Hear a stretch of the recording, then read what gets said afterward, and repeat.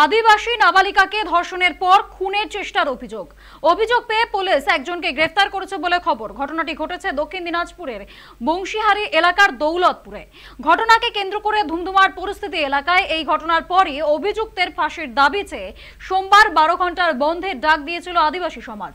অন্যদিকে আদিবাসী ফোরাম নামক সংগঠন সোমবারের বন্ধ প্রত্যাহার করে নেওয়ার কথা ঘোষণা করে। যথারীতি সকালে সরকারি এবং বেসরকারি বাস পরিষেবা রাস্তায় নামে বলে খবর।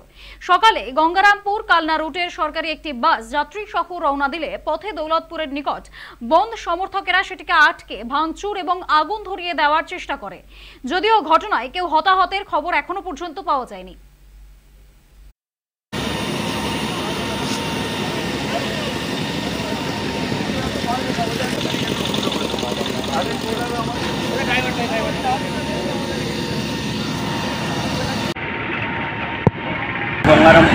কালনা থেকে গঙ্গারামপুর এসেছিলাম। আজকে গঙ্গারামপুর থেকে সকালবেলায় 5টা 20 ছেড়ে কালনা ব্যাক করছিলাম। দৌলতপুর পার করার পরে রাস্তার মাঝখানে 12-15 জনা চলে আসে, আনুমানিক গুনতে পারিনি। এসে কাছে হঠাৎ বাড়ি মারে, যে গাড়ি নিয়ে এসেছিস কেন, দিয়ে ড্রাইভারকে মারতে যায়। দিয়ে ড্রাইভার গাড়ি বন্ধ করে দেয়, বলে বন্ধ তো উঠে গেছে, ওই জন্য আমরা গাড়ি নিয়ে এসেছি।